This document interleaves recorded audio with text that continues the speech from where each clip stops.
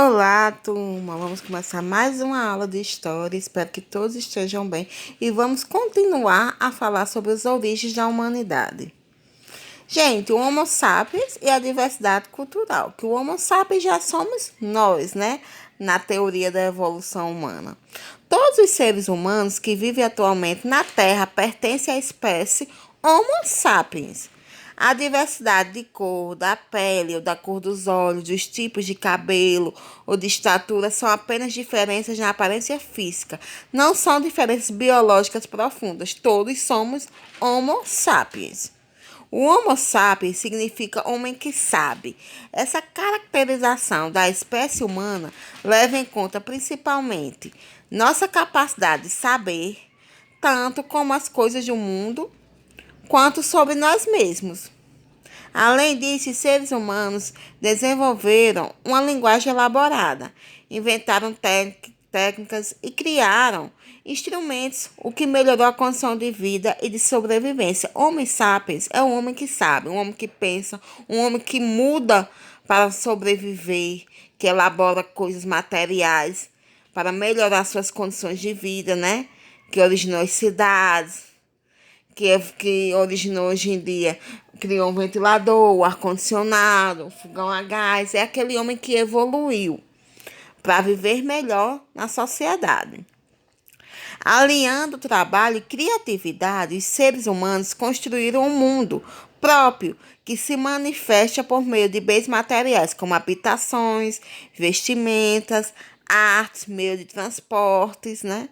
Hoje em dia a gente pode ir de um país para o outro de avião, pode ir de uma cidade para outra de carro, de moto. Então, o homem construiu tudo isso. E também bens não materiais, costumes, religião, ciência, né? A gente tem nossas práticas religiosas, missas, cultos.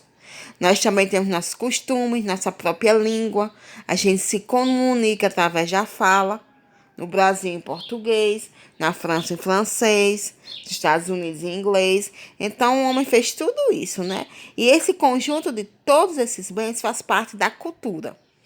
Vejamos a seguir porque o desenvolvimento de cultura é um dos traços distintivos do Homo sapiens.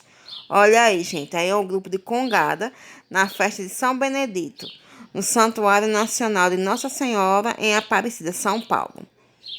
Uma manifestação cultural. E embaixo as meninas indígenas da etnia Guarani, numa aldeia na cidade de São Paulo também. Então, gente, a gente se manifesta culturalmente. Nós temos nossos costumes, nossa religiosidade, né? Cultura e diversidade. Nós, seres humanos, temos várias diferenças em relação aos outros animais. Nesse sentido, o arqueólogo australiano Gordon Shield apontou que não temos um couro peludo como o urso polar para manter o calor corporal em ambientes frios. Não temos a capacidade de correr como uma lebre ou um avestruz. Não temos as garras, os dentes e a coloração protetora do tigre, nem a armadura defensiva de uma tartaruga ou lagosta. Não temos as asas para voar, nem olhos semelhantes ao de um gavião, que ajuda a localizar melhor a caça. Mas só que a gente se adaptou, a gente inventou o óculos para enxergar melhor. Os homens inventaram binóculos para enxergar a longa distância, inventaram carros que são velozes, aviões, né? Aquecedores no frio, para aquecer. Já no calor, ar-condicionados, ventiladores, né? Os homens foram se adaptando, gente, para controlar o fogo, fazer casas, roupas. E assim a gente pode viver em qualquer lugar, desde o Polo Norte até o Polo Sul da Terra, passando pelas regiões mais quentes do planeta. A gente também, com os telescópios, podemos ver mais longe que o gavião. Então, todo esse conhecimento e todos esses itens, como automóvel, avião, telescópio, faz parte da atividade cultural. Todas essas coisas dependem de uma tradição desenvolvida por muitas gerações e transmitidas por meio da linguagem. Como isso, podemos dizer que somos seres culturais. Somos criaturas e criadores do mundo em que vivemos. Em muitos aspectos, transformamos a natureza, mesmo fazendo parte dela. Nesse processo, criamos coisas extraordinárias, mas também destruímos coisas de forma devastadora. Eles também inventaram bombas, infelizmente, né? Tem um lado bom e um lado negativo. A gente vê essa fotografia, né? Os inuits vivendo sobre blocos de gelo para construir suas moradias, que eles são conhecidos como os esquimós, que vivem entre o Alasca e a Groenlândia, né? Gente, o que é cultura? A gente já discutiu isso bastante, né? A gente utiliza a palavra cultura. Os biólogos, eles se referem à cultura, quando falar da cultura do milho, feijão. No dia a dia é comum dizer que uma pessoa tem cultura quando ela é culta, né? Mas já os diferentes sentidos da palavra cultura trazem consigo uma ideia básica, a noção de desenvolvimento, formação básica da realização, essa noção dos historiadores, um uso mais amplo. Então, para os historiadores, cultura é o quê? Cultura são os modos de ser e viver, criados e transmitidos de uma geração para outra. Abrange coisas materiais e imateriais, como as artes, ciências, normas, costumes, envolve também o que pensamos e fazemos, como membros de um grupo social. Envolve as modificações na natureza e na paisagem, promovidas pela ação do homem, né? O homem modifica. Isso daí, nós sabemos essa imagem, é a piscicultura, é o nome dado à criação de peixes, né? Numa fazenda de peixes na Grécia. Embaixo nós vamos ter as primeiras sociedades, né? Um arqueólogo vai estar examinando a sepultura em um sítio em Benoa, um sítio arqueológico na Alemanha. Gente, ao pesquisar a história das diferentes sociedades humanas que tiveram origens na África, arqueólogos e outros estudiosos encontraram os mais variados vestígios que demonstram os hábitos e as habilidades desses povos. Entre esses hábitos e habilidades estão, por exemplo, a invenção das primeiras tecnologias, gente, como o controle do fogo, o desenvolvimento dos idiomas, as expressões artísticas, os ritos religiosos.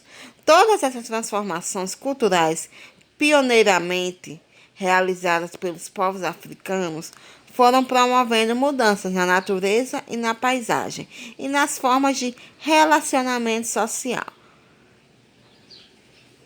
Aí, os aspectos que nós mostramos para a sociedade, né? Eles estudam, então, as pinturas rupestres, que são a forma de manifestação cultural do povo pré-histórico, né? Era a forma que eles se comunicavam, a linguagem deles, a arte deles, as pinturas rupestres. A invenção do fogo, que foi extremamente importante para o homem.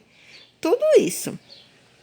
Olha, agora nós vamos ver o Paleolítico, que é conhecido como a Idade da Pedra Lascada. Eram povos caçadores e coletores que viviam nesse momento, gente. Olha, as pesquisas indicam que os primeiros grupos humanos caçavam, pescavam e coletavam grãos, frutos e raízes, mas não cultivavam plantas nem criavam animais. Muitos desses grupos paleolíticos eram nômades, isto é, não possuíam um local fixo para viver. Consumiam alimentos que encontravam na natureza e quando esses alimentos se tornavam escassos, mudavam-se para outros lugares. Por isso foram chamados de caçadores-coletores nômades. Nômade é aquelas pessoas que não têm um canto fixo para morar. Eles vão se modificando de um local para o outro. Quando acabava a comida nesse local, a forma de viver nesse local deles caçar, eles iam para outra região, caçar e coletar. Aos poucos, esses grupos humanos desenvolveram os primeiros instrumentos para caçar, pescar, colher plantas comestíveis, cortar frutos, ou mesmo para fazer outros instrumentos, como lanças, arcos, flechas, arpões, lâminas e anzóis. Na fabricação desses instrumentos, eles utilizavam o quê? Madeiras, ossos, chifres e pedras lascadas. Motivo que levou para ele ser chamado de Paleolítico. Idade da Pedra.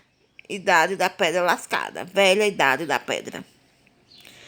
Nós vemos aí imagens, né? A ponta de uma flecha feita de pedra, produzida no Paleolítico. Ela está no Museu Nacional de Pré-História, na França. E do lado nós vemos uma Vênus, que é como foi denominada essa estátua do período Paleolítico. Seus seios né? E abdômen são bem avolumados. Vocês verem que ela tem mais ou menos 25 mil anos atrás. Essa estátua foi encontrada nas proximidades de uma cidade da Áustria, em 1908, né? E embaixo a gente vê aqui uma pintura rupestre na caverna de Lascaux, França, né? Você vê a pintura aí rupestre do período do Paleolítico. Gente, a principal transformação no Paleolítico foi o controle do fogo. Olha, estudos revelam que durante os milhões de anos do Paleolítico, nosso planeta passou por grandes mudanças climáticas. Assim, os povos das diferentes regiões do mundo tiveram que se adaptar a essas mudanças, criando ou aperfeiçoando maneiras de viver e sobreviver. Nesse período, uma das maiores conquistas dos grupos humanos foi o controle do fogo. Mas como esses grupos aprenderam a controlar o fogo? Acredita-se que, no princípio, eles procuraram manter aceso o fogo, provocando ocasionalmente pela natureza, por exemplo, chama nos galhos de uma árvore atingida por um raio. Depois descobriram como produzir fogo pelo atrito entre pedaços de madeira ou lascas de pedra. O fogo foi utilizado de várias maneiras, para combater o frio, para iluminar ambientes escuros, para afastar predadores, para cozinhar alimentos. Esses usos de fogo continuam importantes até hoje. Na iluminação, o fogo foi utilizado até a invenção da lâmpada elétrica em 1879.